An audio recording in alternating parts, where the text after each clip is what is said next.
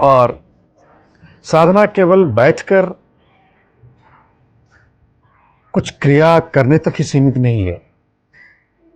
जैसे कई लोग कहते हैं मैं 1 घंटा साधना करता हूँ, 2 घंटे साधना करता हूँ। तो केवल अपनी साधना को 2 घंटे तक ही सीमित ना रखें, 1 या 2 घंटे तक सीमित ही ना रखें, परंतु उस साधना को अपने सबकॉन्शियस माइंड में इतने गहरे उतार लें, अपने अवचेतन मन में इतने गहरे उतार लें कि जब आप अचेतन अवस्था में हो, जब आप अनकॉन्शियस हो, तब भी वह चल रही हो। अब मैं बताऊं आपको, सबसे बढ़िया साधना या सबसे श्रेष्ठ साधना होती है अपनी आत्मा को परमात्मा से एक करना, जिसे अद्वैत कहते हैं। अद्वैत की स्थिति को प्राप्त करना उच्चतर साधना है, उच्चतम साधना है। और इस साधना की दीक्षा से बढ़कर कोई दीक्षा नहीं। अपनी आत्मा को परमात्मा से संयुक्त कर देना, एक कर देना, अद्वैत यही है। द्वैत ना रहे, एकत्व हो जाए और उस एकता का अनुभव ध्यान के द्वारा समाधि की अवस्था में संभव होता है। और जब एक बार उसका अनुभव हो जाए तो उसको हम कंटिन्यू रख सकते हैं। उस एकत्व, उस अद्वैत की अनुभूति को अपने अवचेतन मन में इतने गहरे में उतार लें कि कोना कोना इस भाव से, इस अनुभूति से सजग हो जाए, इस अनुभूति से एक हो जाए, इस अनुभूति से वाकिफ हो जाए, ज्ञात हो जाए कि मेरा असली रूप क्या है।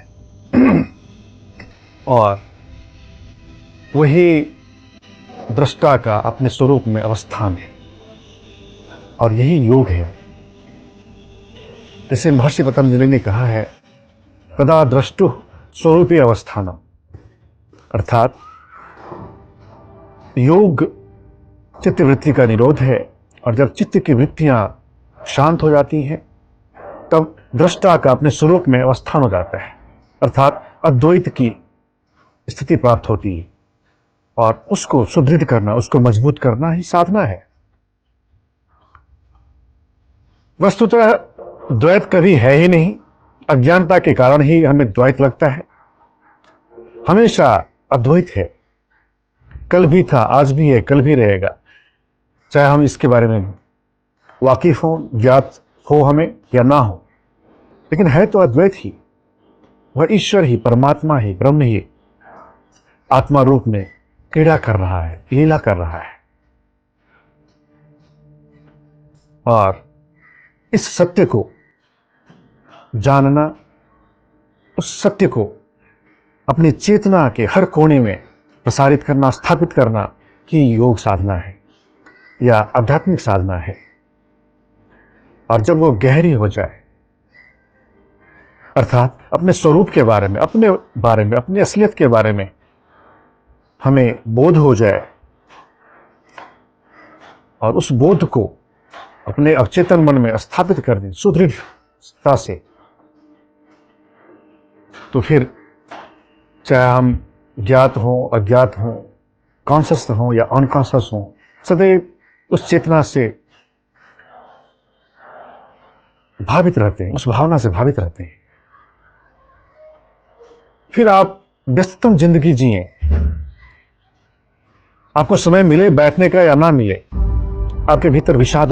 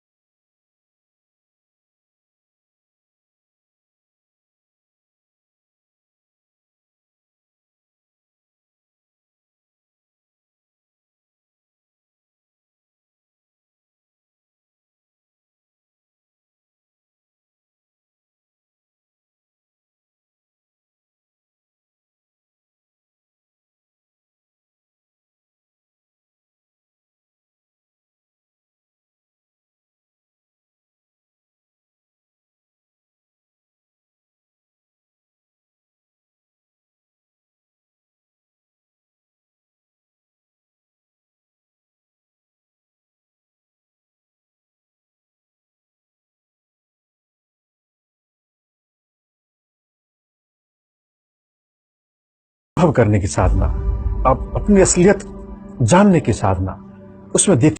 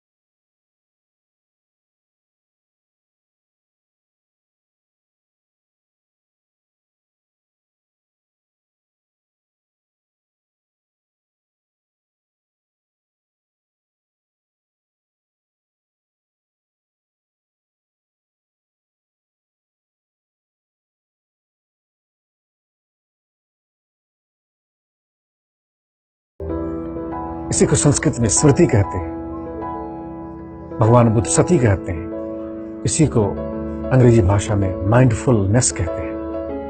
यही माइंडफुलनेस, यही अवेयरनेस, इसी को ओशो होश कहते हैं।